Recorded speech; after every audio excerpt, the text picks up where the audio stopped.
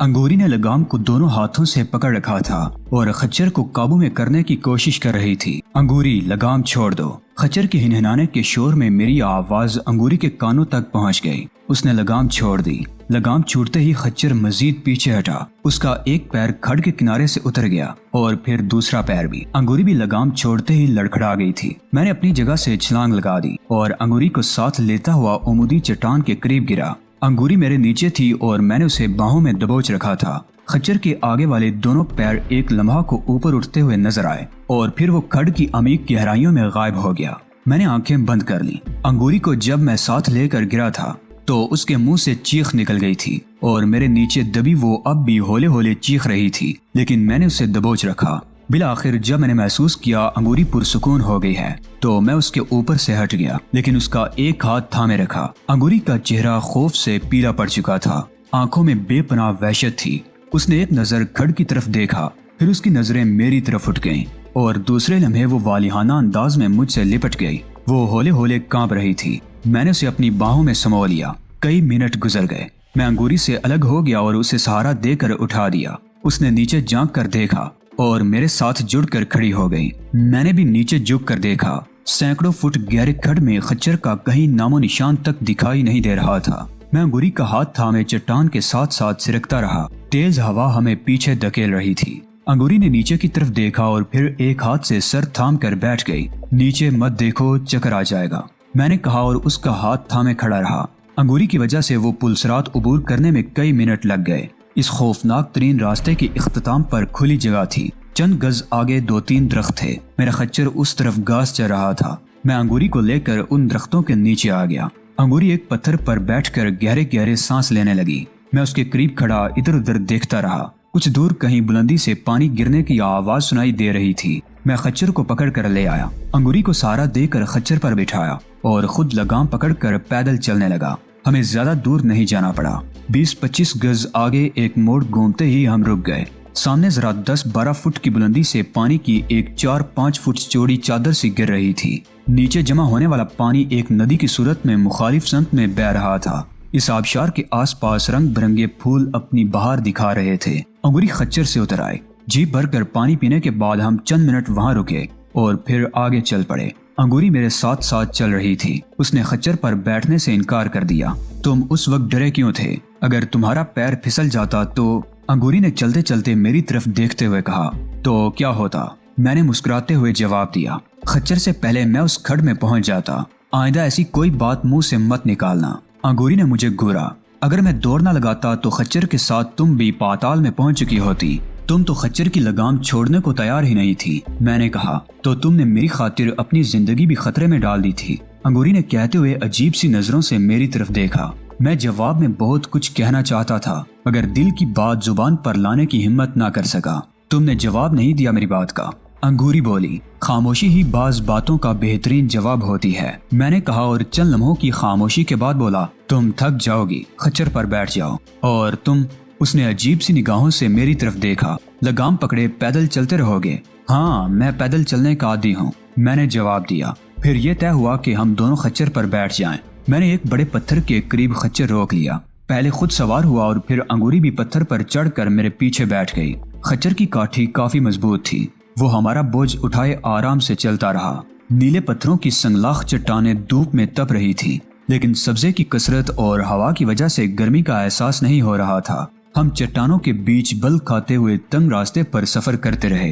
कई जगहों पर हमें खच्चर से उतरकर पैदल चलना पड़ा था। सूरज मगरिब की तरफ झुक रहा था। वली मोहम्मद ने कहा था कि दोपहर के थोड़ी देर बाद हम संग्राम पहुंच जाएंगे, लेकिन हम मुसलसल ऊंचे पहाड़ों में सफर कर रहे थे और आबादी का कहीं नामो निशान तक नजर नहीं आ रहा था। मेरे दिल में अब तरह तरह के खदशे सर उबारने लगे थे। कहीं हम रास्ता तो नहीं भटक गए। थोड़ी ही देर बाद अंगूरी ने भी इस खदशे का इजहार किया। अगर हम रास्ता भूल गए तो इन पहाड़ों में भटकते रहेंगे और हमें रात भी यहीं गुजारनी पड़ेगी। अंगूरी ने कहा, पहाड़ों में रात गुजारने से डरती हो? मैं बोला, डर और खौफ। अंगूरी ने जवाब दिया, ये दोनों चीजें तो मैंने उसी रोज जहन से निकाल दी थी जब हाथों में राइफल उठाई थी। अंगूरी ने जवाब दिया। उस वक्त हम दोनों खच्चर पर सवार थे। अंगूरी पीछे बैठी हुई थी। एक जगह छोटा सा गड़ा था। खच्चर ने गड़ा पार करने के लिए हल्की सी छलांग लगाई तो अंगूरी अपनी जगह से उछली। اور پھر وہ آگے کو جھک کر میرے ساتھ جڑ گئی۔ اس نے دونوں ہاتھ میری بغلوں کے نیچے سے نکال کر میرے سینے پر لپیٹ لیے تھے۔ اپنی پشت پر انگوری کے بدن کا گداز لمس محسوس کر کے میں اپنے آپ میں عجیب سی سنسنی محسوس کرنے لگا۔ میرا خیال تھا انگوری پہلے کی طرح سنبھل کر بیٹھ جائے گی، لیکن اس نے اپنا سر بھی میرے شانے پر ٹکا دیا تھا۔ میں نے خچر روک لیا۔ انگوری سیدھی ہو کر بیٹھ گئی۔ کیا ہوا؟ اس نے پوچھا۔ ہم واقعی راستہ بھول گئے ہیں، میں نے ادھر ادھر دیکھتے ہوئے جواب دیا۔ اب کیا ہوگا؟ انگوری کے لہجے میں وحشت سی تھی۔ راستہ تلاش کرنے کی کوشش کرتے ہیں، بصورت دیگر اندھیرا ہونے سے پہلے ہمیں کوئی محفوظ جگہ تلاش کرنی پڑے گی، میں نے کہا۔ ہم ایک بار پھر چل پڑے۔ خچر بھی تھک گیا تھا، اس کے چلنے کی رفتار بھی بہت کم ہو گئی تھی۔ ایک جگہ ہم دونوں خچر سے اتر آئے۔ میں نے خچر کی لگام پکڑ لی۔ ہم پیدل چلتے رہے۔ ہم اپنا یہ سفر مزید 1 گھنٹے سے زیادہ جاری نہیں رکھ سکے۔ شام کا دھندلیکا پھیلنے لگا تھا۔ پانی کے ایک جھرنے کے قریب ہمیں ایک مناسب جگہ مل گئی جہاں رات گزاری جا سکتی تھی۔ وہ ایک کھو سی تھی جو چٹان میں 5 فٹ اندر کی طرف چلی گئی تھی۔ اس کھو میں ہم ہوا سے بھی محفوظ رہ سکتے تھے۔ ہم نے وہیں رات گزارنے کا فیصلہ کر لیا۔ اندھیرے میں ان چٹانوں میں سفر جاری رکھنا خطرے سے خالی نہیں تھا۔ یہ بھی غنیمت تھا کہ کھانے والی پوٹلی میرے والے خچر کی زین کے ساتھ بنی ہوئی تھی۔ اگر وہ پوٹلی دوسرے خچر کے ساتھ ہوتی تو ہمیں بھوکے رہنا پڑتا۔ میں نے وہ پوٹلی اتار لی اور خچر کو کھلا چھوڑ دیا۔ ہم نے جھرنے کے قریب بیٹھ کر کھانا کھایا۔ پھر میں نے اس کھو کا جائزہ لیا۔ اندر کافی کشادہ جگہ تھی۔ ایک طرف کونے میں جلی ہوئی لکڑیاں اور کوئلے بھی نظر آئے، جس سے اندازہ لگایا جا سکتا تھا کہ کسی وقت یہاں کوئی ٹھہرا ہوگا۔ خچر کی لگام میں نے درخت کی ایک جھکی ہوئی شاخ کے ساتھ باندھ دی اور ہم دیر تک اس کھو کے سامنے پتھروں پر بیٹھے باتیں کرتے رہے۔ رات گہری ہوتی جا رہی تھی۔ تیز ہوا کی وجہ سے سردی میں بھی اضافہ ہو گیا۔ ہم اٹھ کر کھو کے اندر آ گئے۔ میں دہانے کے قریب ہی دیوار سے ٹیک لگا کر بیٹھ گیا اور ٹانگیں آگے کو پھیلا لی۔ انگوری بھی میرے ساتھ ہی دیوار سے ٹیک لگا کر بیٹھ گئی تھی۔ گہری تاریکی تھی۔ ہاتھ کو ہاتھ سجائی نہیں دے رہا تھا۔ اندھیرے کی وجہ سے وحشت سی ہو رہی تھی۔ غار کے اندر اگرچہ تیز ہوا سے بچ گئے تھے مگر سردی بہرحال تھی۔ انگوری میرے ساتھ لگی بیٹھی تھی اور پھر اس نے اپنا سر میرے کندھے پر ٹکا دیا۔ انگوری سے میری ملاقات کو کئی روز ہو چکے تھے اور اس وقت سے ہم ساتھ ہی رہے تھے۔ شروع میں تو ہمارے درمیان باتوں میں بھی کچھ تکلف رہا تھا، لیکن میں محسوس کر رہا تھا کہ ہم غیر محسوس انداز میں ایک دوسرے کے قریب آ رہے ہیں۔ جس طرح ہم دونوں نے ایک ہی خچر پر سفر کیا تھا اور جس طرح اب وہ میرے کندھے سے سر ٹکائے بیٹھی تھی، اب اس سے اندازہ لگایا جا سکتا تھا کہ انگوری بھی غیر محسوس انداز میں میرے اور اپنے بیچ فاصلہ کم کر رہی تھی۔ سردی بڑھ گئی تھی۔ ہوا سے بچنے کے لیے ہم غار کے آخری سرے پر چلے گئے۔ انگوری میرے ساتھ جڑی بیٹھی تھی۔ باتیں کرتے کرتے وہ سو گئی۔ اس کا سر بار بار میرے کندھے سے ٹکرا رہا تھا۔ میں نے سہارا دے کر اس کا سر اپنی گود میں رکھ لیا۔ دن بھر خچر کی سواری اور پیدل چلنے سے میں بھی بری طرح تھک گیا تھا۔ میری آنکھیں بند ہو رہی تھی اور میرا سر بھی بار بار سینے پر جھک رہا تھا۔ میں جاگتے رہنے کی کوشش کرتا رہا مگر کامیاب نہ ہو سکا اور بالآخر میں بھی نیند کی وادی میں اتر گیا۔ میری آنکھ کھلی تو میں گڑبڑا سا گیا۔ باہر دھوپ پھیلی ہوئی تھی، اندر بھی روشنی ہو رہی تھی۔ انگوری اب بھی میری گود میں سر رکھے سو رہی تھی۔ اس نے ٹانگیں اس طرح سمیٹ رکھی تھی کہ گھٹنے پیٹ سے لگے ہوئے تھے۔ میرا ایک ہاتھ اس کے سینے پر تھا اور انگوری کا ہاتھ میرے سر پر۔ میں اس صورتحال پر گڑبڑا سا گیا۔ میں نے آہستگی سے اپنا ہاتھ ہٹانا چاہا تو انگوری نے اپنے ہاتھ سے میرا ہاتھ دبا لیا۔ وہ نیند میں تھی۔ انگوری، میں نے ہولے سے اسے پکارا۔ دن چڑھ آیا ہے، اب اٹھ جاؤ۔ سونے دو نا، نیند آ رہی ہے۔ وہ نیند ہی میں بڑبڑائی۔ دن چڑھ آیا ہے، اب اٹھ جاؤ، میں نے کہا۔ ہم سارا دن اس ویرانے میں نہیں بیٹھ سکتے۔ انگوری نے آنکھیں کھول دی۔ اس نے میرا ہاتھ اب بھی اپنے سینے پر دبا رکھا تھا۔ آنکھیں کھولنے کے بعد دیر تک اس کے دماغ پر نیند کا خمار طاری رہا۔ وہ خمار آلود سی نظروں سے میری طرف دیکھتی رہی، لیکن پھر حقیقت کا ادراک ہوتے ہی اس نے میرا ہاتھ ہٹایا اور ایک جھٹکے سے اٹھ کر بیٹھ گئی۔ اوہ، میں شاید گہری نیند سو گئی تھی۔ وہ نظریں جھکائے ہوئے بولی۔ اس کے چہرے پر سرخی سی پھیل گئی تھی۔ میں چند لمحے اس کی طرف دیکھتا رہا اور پھر غار سے باہر آ گیا۔ دھوپ خاصی تیز تھی۔ چند منٹ بعد انگوری بھی باہر آ گئی۔ ارے خچر کہاں گیا؟ وہ ادھر ادھر دیکھتے ہوئے بولی۔ میں اچھل پڑا۔ میں نے خچر کی عدم موجودگی کا خیال ہی نہیں کیا تھا۔ میں درخت کی اس شاخ کی طرف دیکھنے لگا جس سے خچر کی لگام باندھی تھی۔ وہاں سے کچھ پتے ٹوٹے ہوئے تھے جس سے اندازہ لگانے میں دشواری پیش نہیں آئی کہ رات کو یا صبح کسی وقت خچر نے وہاں سے دور ہٹنے کی کوشش کی ہوگی جس سے لگام اس شاخ سے نکل گئی ہو۔ میں خچر کو ادھر ادھر تلاش کرتا رہا مگر اس کا کہیں نام و نشان نظر نہیں آیا۔ میرا خیال تھا وہ چٹانوں میں کہیں دور نکل گیا تھا اور اب اسے تلاش کرنا بیکار تھا۔ میں جھرنے کے قریب واپس آ گیا۔ انگوری اس وقت کچھ قدادم جھاڑیوں سے باہر آ رہی تھی۔ ہم نے جھرنے کے قریب بیٹھ کر بچی ہوئی روٹی کھائی، جی بھر کے پانی پیا اور اپنی رائفلیں سنبھال کر وہاں سے روانہ ہو گئے۔ 2 گھنٹے گزر گئے۔ نہایت دشوار راستہ تھا۔ چٹانوں پر اترنے چڑھنے سے انگوری بری طرح ہانپ گئی تھی۔ اس کی وجہ سے بار بار رکنا پڑ رہا تھا۔ ایک موقع پر میں نے انگوری کا ہاتھ پکڑا تو چونک گیا۔ اس کا ہاتھ گرم ہو رہا تھا۔ میں نے اس کی پیشانی کو چھو کر دیکھا۔ تمہیں گرمی کی وجہ سے ایسا محسوس ہو رہا ہے؟ میں ٹھیک ہوں، انگوری نے مسکرانے کی کوشش کرتے ہوئے کہا، لیکن اس کی یہ حرارت موسم کی گرمی کی وجہ سے نہیں تھی۔ رات کی سردی، اس کے سینے کے زخم اور تھکن کی وجہ سے اسے حرارت ہو گئی تھی۔ 1.5 گھنٹہ اور گزر گیا۔ سورج سر پر چمک رہا تھا۔ انگوری نڈال ہو رہی تھی۔ اب اس کے لیے چلنا بھی 2 بر ہو رہا تھا۔ ایک چھوٹی سی ندی کے قریب ہم رک گئے۔ انگوری پانی کے چند گھونٹ پی کر ندی کے کنارے ہی گھاس پر لیٹ گئی اور میں ادھر ادھر پھر کر کوئی راستہ تلاش کرنے لگا، مگر کوئی راستہ نہیں ملا۔ میں انگوری کے پاس آ کر بیٹھ گیا۔ بخار تیز ہو گیا تھا۔ اس کے ساتھ ہی میری پریشانی بھی بڑھتی جا رہی تھی۔ انگوری ایک ہاتھ سے بار بار سینہ سہلا رہی تھی۔ مجھے سمجھنے میں دیر نہیں لگی کہ اسے بخار بھی سینے کے اس زخم کی وجہ سے چڑھا تھا۔ ایک بات کہوں انگوری، برا تو نہیں مانو گی؟ میں نے مدھم لہجے میں کہا۔ کہو، وہ میری طرف دیکھتے ہوئے بولی۔ تمہیں بخار سینے کے زخم کی وجہ سے چڑھا ہے۔ مجھے ڈر ہے کہ انفیکشن نہ ہو گیا ہو۔ اگر تم اجازت دو تو۔ میں نے جان بوجھ کر جملہ ادھورا چھوڑ دیا۔ وہ میرا مطلب سمجھ گئی۔ چند لمحے میری طرف دیکھتی رہی، پھر آنکھیں بند کرنی اور میرا ہاتھ پکڑ کر سینے پر رکھ لیا۔ میں نے بڑی آہستگی سے انگوری کی قمیض اوپر اٹھا دی۔ مجھ پر اس وقت عجیب سی کیفیت طاری تھی۔ دماغ میں سنسناہٹ سی ہونے لگی اور رگوں میں خون کی گردش تیز ہوتی ہوئی محسوس ہونے لگی۔ انگوری کے سینے پر دائیں طرف زخم تھا۔ زخم زیادہ بڑا نہیں تھا، مگر اس کے آس پاس کی جلد سرخ ہو رہی تھی۔ میں نے انگوری کی جیب سے مرہم کی ڈبیا نکالی اور انگلی پر مرہم نکال کر اس کے زخم پر لگانے لگا۔ میرا ہاتھ واضح طور پر کانپ رہا تھا۔ میں نے آنکھیں بند کر لی۔ انگوری نے میرا ہاتھ پکڑ کر ہٹا دیا۔ میں نے آنکھیں کھول دی۔ وہ عجیب سی نظروں سے میری طرف دیکھ رہی تھی، پھر اس نے فوراً ہی آنکھیں بند کر لی۔ میں نے اس کی قمیض نیچے کر دی اور اس کے چہرے کو تکنے لگا۔ تمہیں مناسب آرام اور علاج کی ضرورت ہے، میں نے کہا۔ دعا کرو ہمیں ان پہاڑوں سے نکلنے کا راستہ مل جائے۔ کسی بستی میں پہنچ جائیں تو سب سے پہلے میرا علاج کراؤ گے؟ انگوری نے میری بات مکمل کر دی۔ ہاں، میں نے جواب دیا۔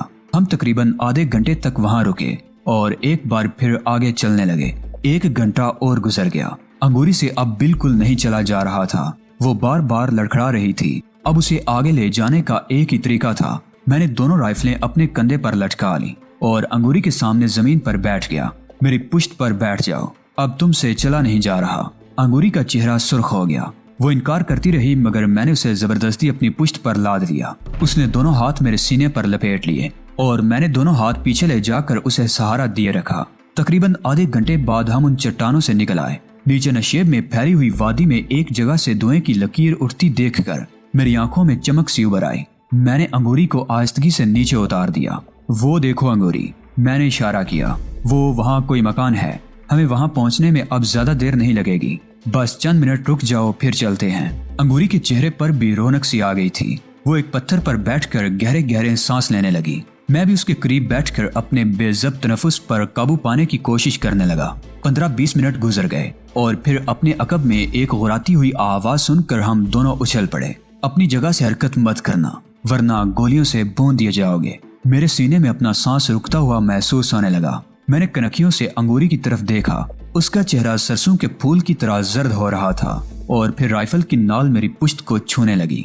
میں نے اپنی جگہ سے حرکت کیے بغیر دونوں ہاتھ اوپر اٹھا دیے اور آنے والے لمحات کا انتظار کرنے لگا۔ میرے دماغ میں آندیاں سی چل رہی تھی۔ اس غرائی ہوئی آواز نے جس طرح مجھے ہینڈز اپ کروایا تھا، اس سے میں نے یہی اندازہ لگایا تھا کہ وہ بھارتی فوجی ہے، جس کا مطلب تھا کہ ہم کسی بستی کے قرب و جوار میں تھے اور وہاں کوئی فوجی چوکی یا نیا کیمپ بھی تھا اور یہ فوجی گشت کرتے ہوئے اس طرف آ گئے تھے۔ چند منٹ پہلے انگوری کو بٹھانے کے بعد میں نے اپنے کندھے پر لٹکی ہوئی دونوں رائفلیں بھی زمین پر رکھ دی تھی اور رائفل تک ہاتھ بڑھانے کا کوئی موقع نہیں تھا۔ میرے لیے تو کوئی معمولی سی حرکت کرنا بھی خطرناک ہو سکتا تھا۔ رائفل کی نال گردن سے ہٹ کر اب میری پشت پر ٹک گئی تھی، لیکن اس سے کوئی فرق نہیں پڑا تھا۔ میں اب بھی موت کے بھیانک جبڑوں میں تھا۔ دفتن ویرانہ فائر کی آواز سے گونج اٹھا اور رائفل کی یہ گولی ہمارے پیچھے کئی گز کے فاصلے پر چلائی گئی تھی۔ پہاڑیوں میں دیر تک فائر کی باز گشت سنائی دیتی رہی۔ اس کے فوراً ہی بعد ایک چیختی ہوئی آواز سنائی دی میں نے فائر کرنے کو منع کیا تھا۔ یہ گولی کس نے چلائی ہے؟ لہجہ اور الفاظ 100% کشمیری تھے۔ کوئی بھارتی فوجی اس طرح خالی کشمیری لہجے میں بات نہیں کر سکتا تھا۔ غلطی سے ٹرائگر دب گیا تھا۔ جواب میں ایک اور آواز سنائی دی۔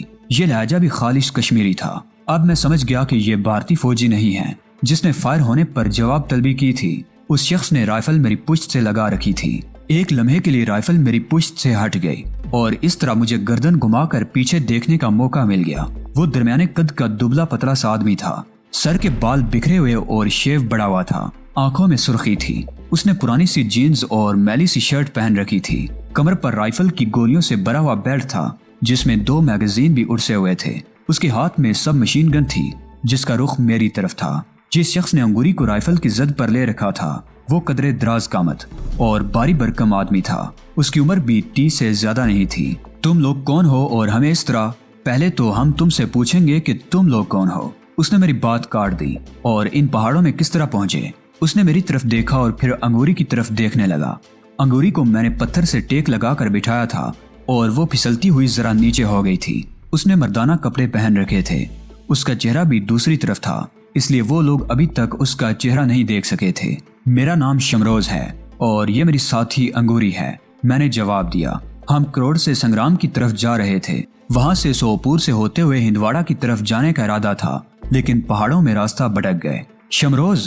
اس شخص کی آنکھوں میں الجھن سی تیر گئی۔ وہ گہری نظروں سے میری طرف دیکھ رہا تھا۔ تم لوگ کروڑ میں ولی محمد کے پاس تو نہیں ٹھہرے ہوئے تھے کیا؟ ہاں، میں نے جلدی سے اس کی بات کاٹ دی۔ ہم ولی محمد کے پاس ہی تھے اور وہاں ہم نے ایک بھارتی ایجنٹ کو بھی ٹھکانے لگایا تھا جو بابا عبدالفتاح کی شہادت کا ذمہ دار تھا۔ وہ شخص بولا۔ ہاں، وہ مسلمان کے بیس میں کئی مہینوں سے اس گاؤں میں رہ کر مجاہدین کے خلاف جاسوسی کر رہا تھا اور بالآخر اپنے انجام کو پہنچ گیا، میں نے جواب دیا۔ اس کی آنکھوں میں عجیب سی چمک ابھر آئی۔ اس نے اپنی رائفل ایک پتھر کے سہارے کھڑی کر دی اور دونوں باہیں پھیلا دی۔ معاف کرنا دوست۔ وہ آگے بڑھ کے مجھ سے لپٹ گیا۔ تمہارا نام تو پوری وادی میں گونج رہا ہے۔ تمہیں اگرچہ بہت کم لوگوں نے دیکھا ہے لیکن سب نے تم سے بڑی امیدیں وابستہ کر رکھی ہیں۔ چند روز پہلے کمانڈر محب اللہ سے تمہارے بارے میں سنا تھا۔ ہماری خوش قسمتی ہے کہ آج تم سے ملاقات ہو گئی۔ وہ چند لمحوں کو خاموش ہوا، پھر اپنے اس رویے پر معذرت کرتے ہوئے بولا۔ بھارتی فوجی اور ان کے ایجنٹ کشمیری مجاہدین کا بیس بدل کر مجاہدین کے ٹھکانوں کا سراغ لگانے کے لیے پہاڑوں میں گھومتے رہتے ہیں۔ ہم ان لوگوں سے کچھ نقصان بھی اٹھا چکے ہیں اس لیے ہمیں محتاط رہنا پڑتا ہے۔ اس کا نام گلفراز تھا۔ وہ لوگ کل شام ہی کو کروڑ نامی اس بستی سے ہو کر آئے تھے جہاں ہم نے رستم نامی مسلمان کے بیس میں ہندو ایجنٹ کو ٹھکانے لگایا تھا۔ کروڑ میں ابھی تک سکون تھا۔ بھارتی فوجیوں کو ابھی تک اپنے ایجنٹ کے مارے جانے کی خبر نہیں پہنچی تھی۔ میری ساتھی انگوری کو بہت تیز بخار ہے، میں نے گلفراز کو بتایا۔ اس کے سینے پر معمولی سا زخم ہے جس کی وجہ سے بخار ہو گیا ہے۔ اسے فوری طبی امداد کی ضرورت ہے لیکن میری سمجھ میں نہیں آ رہا تھا کہ کیا کروں۔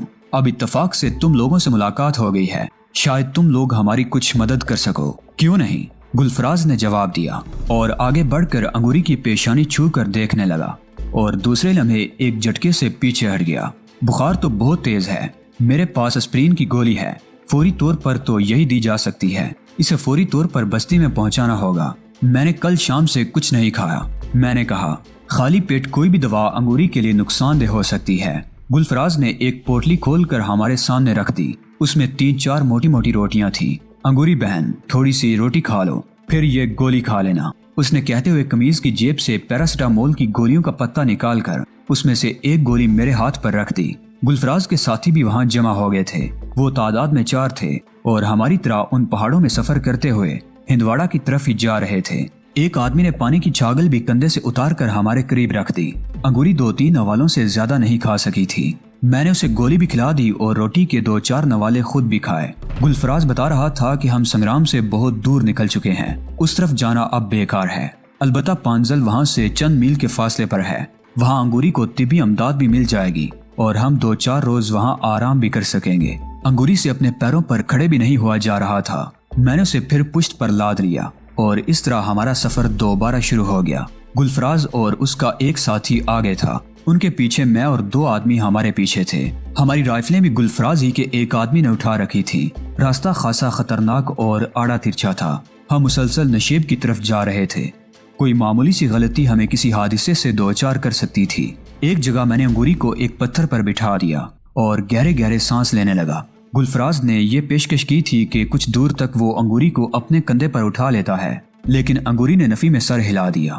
15 منٹ بعد ہم ایک بار پھر چل پڑے۔ اس مرتبہ کچھ زیادہ فاصلہ طے کر لیا، لیکن بالآخر درختوں کے ایک جھنڈ میں رک گئے۔ چند منٹ آرام کرنے کے بعد گلفراز اور اس کے ساتھی درختوں سے موٹی اور باریک شاخیں توڑنے لگے۔